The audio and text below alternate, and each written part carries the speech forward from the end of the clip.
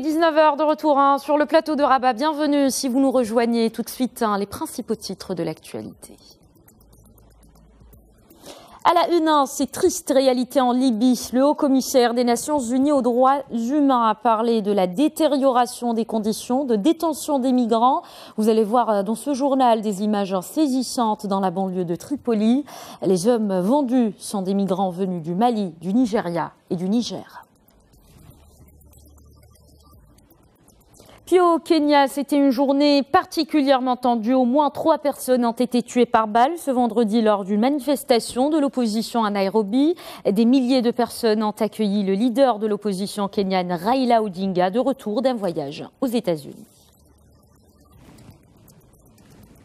Et à Abidjan, coup d'envoi de la 4e édition du Salon international de l'agriculture et de ressources animales. Et c'est ouverte aujourd'hui en présence du chef de l'État ivoirien, Alassane Ouattara. L'événement se tient autour de la problématique de la transformation structurelle de l'économie agricole.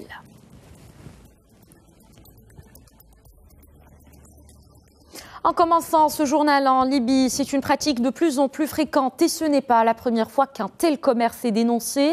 Le haut-commissaire des Nations Unies aux droits humains, Zeid Ra'ad Al-Hussein, a parlé de la détérioration des conditions de détention des migrants dans le pays. Vous allez voir des images saisissantes dans la banlieue de Tripoli. Les hommes vendus sont des migrants venus du Mali, du Nigeria et du Niger pour tenter de traverser la Méditerranée. Salma Saïdi.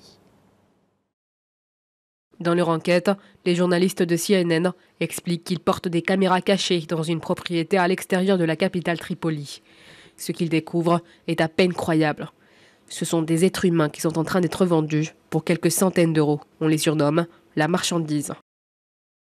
Cette enquête de la chaîne américaine met en lumière les situations d'esclavage auxquelles sont réduits de nombreux migrants qui transitent par la Libye pour gagner l'Italie, porte d'entrée en Europe. L'envoyé spécial de CNN explique qu'après que des mesures drastiques ont été prises par les gardes-côtes libyens, de moins en moins de bateaux parviennent à réaliser la traversée, laissant les passeurs avec un grand nombre de passagers désemparés. C'est donc ainsi que les passeurs deviennent des maîtres et que les migrants et réfugiés se transforment en esclaves. Le haut-commissaire des Nations Unies aux droits humains, Zeid Al-Hussein, a vivement dénoncé la détérioration des conditions de détention des migrants en Libye, qualifiant d'inhumaine la coopération de l'Union européenne avec ce pays. Il a également rapporté les souffrances de ces migrants, disant que cet esclavage des temps modernes constituait un outrage à la conscience de l'humanité. Ce n'est pas la première fois qu'un tel commerce est dénoncé. En avril, l'Organisation internationale pour les migrants avait fait savoir que la traite d'êtres humains était devenue une pratique de plus en plus fréquente chez les passeurs. Objet de tous les trafics, ces migrants africains qui rêvent d'Europe finissent souvent entassés dans ces camps de détention sordides où il ne leur reste plus qu'à prier. Et suite à ce scandale, on est parti à la ville Carrefour de Gao qui reçoit des milliers de candidats à l'immigration par an au Mali. Les habitants de la ville appellent les autorités et surtout les immigrés à assumer leurs responsabilités. Écoutons-les au micro de notre correspondant au Mali, Mohamed Anyoko. Le problème aujourd'hui des migrants en Libye reste beaucoup préoccupant. Donc cela, de par mes analyses, est contre les droits humains. Dans le traitement que subissent vraiment les Noirs, les Africains en Libye est contre les droits humains. Donc du coup, les gouvernants doivent sérieusement se pencher sur le problème, mais cela ne doit pas seulement rester un problème qui sera géré par les gouvernants des différents pays, mais les communautés dans lesquelles sont issus ces jeunes qui sont candidats à l'immigration doivent aussi se pencher vraiment sur cette problématique. Moi je pense qu'ils doivent rester et que le gouvernement doit prendre des mesures draconiennes pour ces genres de trucs. Donc c'est ça mon entendement, que je pense que c'est pas une bonne chose. C'est pas une bonne chose. Et puis surtout avec la mer, il y a tellement de patrouilles. Souvent, c'est des embarcations de fortune qui chavirent chaque fois. Donc on peut les dire en un mot que c'est des gens, c'est des bras valides qui quittent leur pays pour aller rejoindre d'autres pays, alors qu'on en a besoin qu'ils utilisent leurs forces ici. Des migrants sont vendus aux enchères comme esclaves en terre libyenne. Un journaliste sénégalais de l'agence de presse africaine dénonce cette situation qu'il qualifie d'inhumaine. Oumar Dieng est au micro d'Amadou Sabarba. C'est vraiment regrettable. La Libye est un point de passage pour les migrants qui vont en Europe. Et voir les ressortissants subsahariens maltraités de cette sorte, vraiment c'est regrettable. Et ça appelle l'opinion publique africaine, les gouvernements africains vraiment à réagir face à cette situation. Et aussi ça interpelle aussi l'Union européenne qui finance des forces qui, soi-disant, pour arrêter les flux migratoires qui viennent de la Libye. Et on voit que ces forces-là peut-être utilisent ces financements pour réprimer les migrants. Et sur le territoire libyen, des centaines de ressortissants marocains sont bloqués dans des conditions extrêmement difficiles. Le ministre délégué auprès du ministre des Affaires étrangères et de la coopération internationale, chargé des Marocains résidant à l'étranger et des affaires de la migration, a réagi.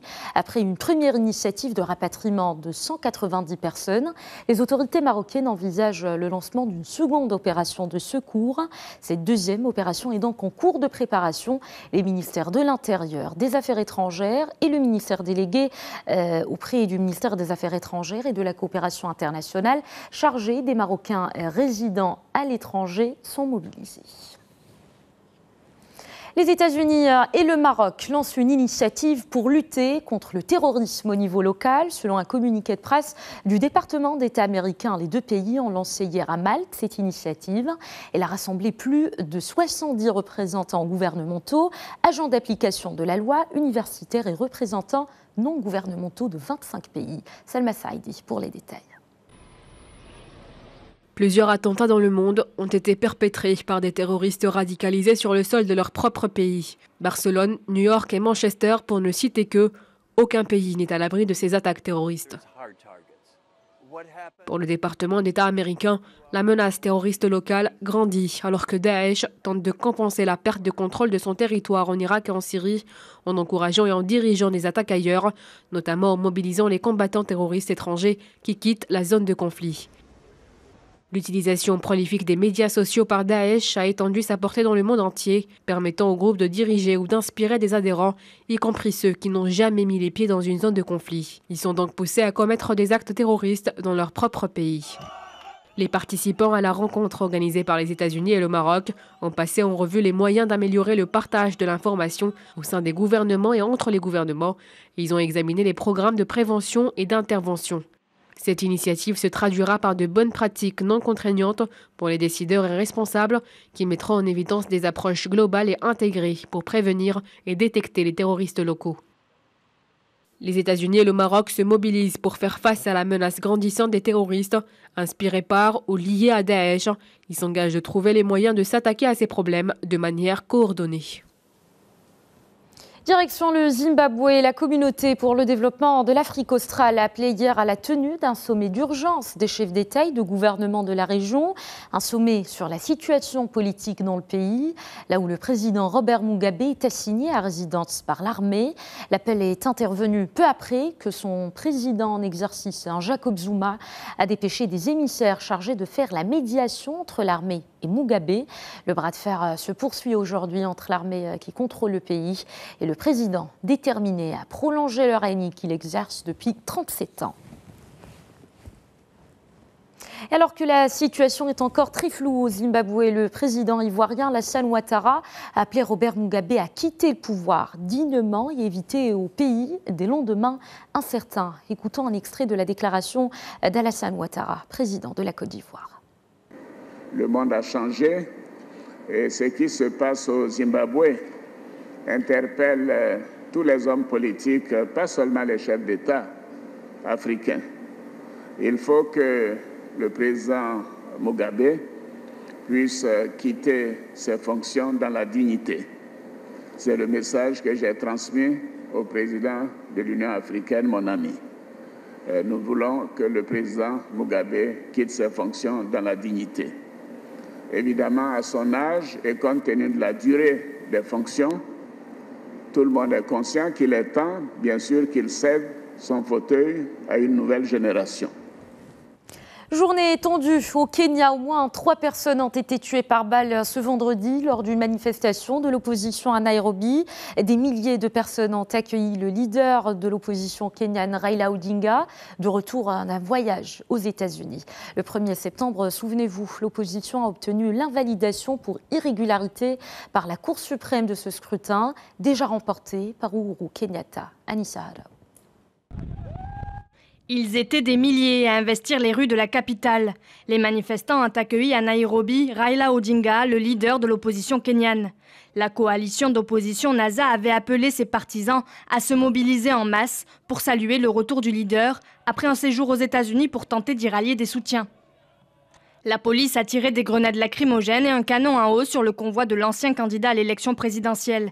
Des manifestants ont riposté avec des pierres. Au moins 2 véhicules ont été incendiés. Odinga est de retour et nous l'attendons pour lui dire que nous allons continuer à le soutenir. Nous allons résister jusqu'à ce que justice soit rendue. L'objectif numéro 1 de l'opposition, l'annulation de l'élection présidentielle du 26 octobre, remportée par le président sortant Uhuru Kenyatta avec 98% des voix. Depuis mercredi 15 novembre, les juges de la Cour suprême du Kenya examinent 2 recours demandant l'annulation de la réélection de Kenyatta. La Cour rendra son jugement lundi, date limite autorisée par la Constitution. La plus haute juridiction kenyane avait créé la sensation le 1er septembre en invalidant pour irrégularité le scrutin présidentiel du 8 août, déjà remporté par Kenyatta. Si les 6 juges de la Cour suprême valident l'élection de M. Kenyatta, celui-ci sera investi le 28 novembre. Sinon, une 3e élection devra être organisée dans les 60 jours. Les tensions sont aussi vives dans l'ouest anglophone du Cameroun. L'ONU s'est dite particulièrement préoccupée et a rappelé son attachement à l'intégrité territoriale et à l'unité du Cameroun, selon un communiqué publié aujourd'hui. Le Bureau régional des Nations Unies pour l'Afrique centrale invite les différentes parties à résoudre leurs différends par des moyens pacifiques et encourage à la tenue d'un dialogue inclusif.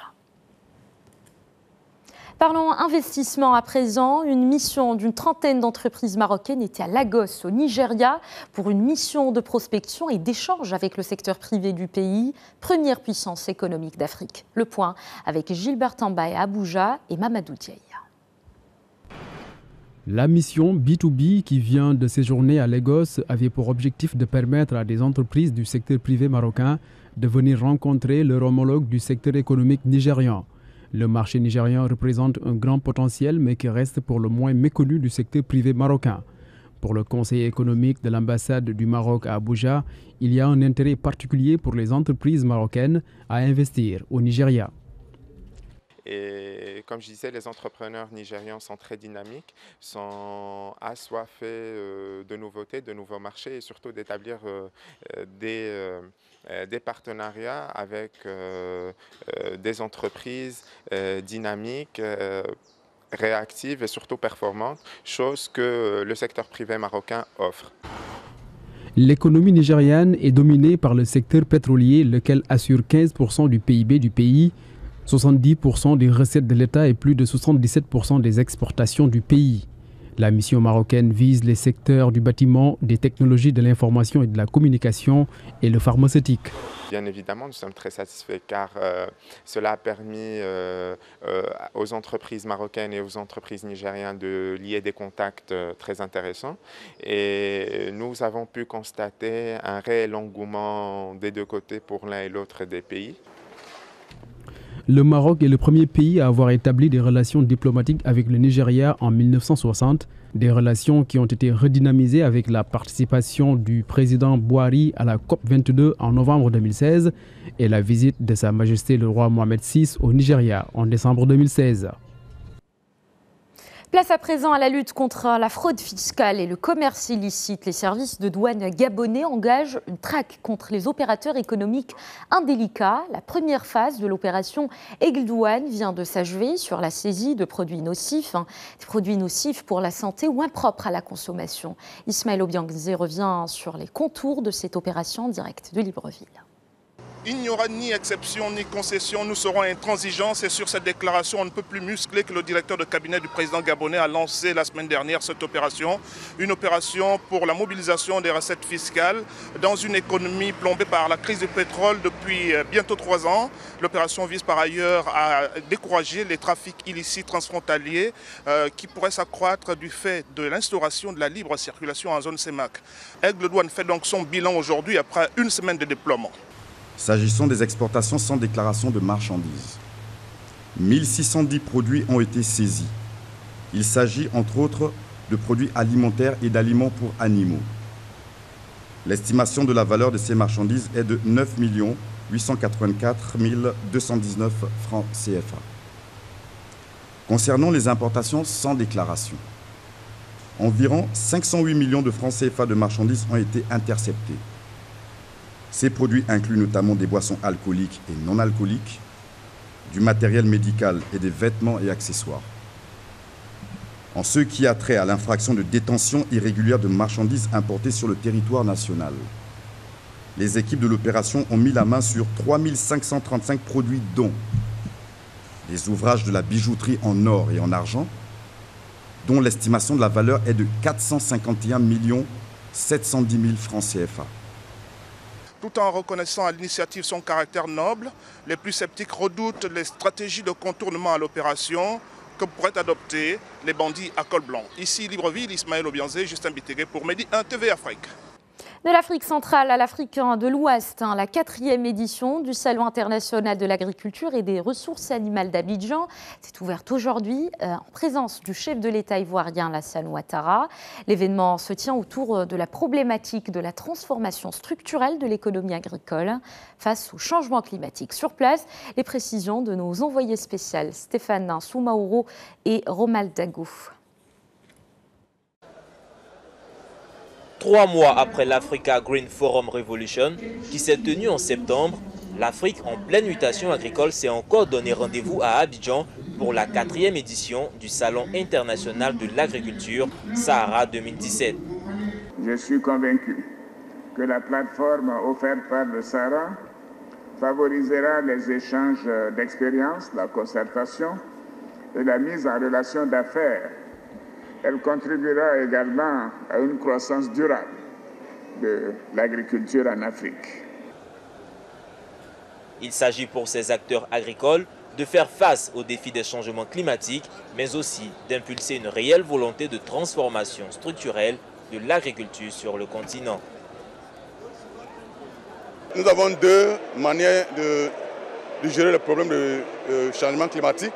Le premier niveau, c'est au niveau de production de variétés résilientes au changement climatique. Et aussi, il y a l'utilisation de sous-produits à base de riz. Et ça c'est une stratégie pour mitiguer l'effet de la déforestation. Alors, l'utilisation de base de riz comme combustible ou comme source alternative d'énergie permet de réduire la déforestation. 17 pays sont représentés à ce salon, dont l'Afrique du Sud en est le pays à l'honneur. Le Sahara 2017 refermera ses portes le 26 novembre prochain. Allez, un mot de football avant de se quitter. La finale de la Coupe du Trône, l'affiche Raja de Casablanca et Difa Hassani Jadidi promet du spectacle. Les 2 équipes se sont déjà rencontrées il y a déjà 4 saisons et c'était au même complexe Moulay Abdellah Rabat, au même stade de la compétition. La finale de la Coupe du Trône est une occasion en or pour les 2 équipes de marquer l'histoire. Rendez-vous donc demain à 16h, heure marocaine.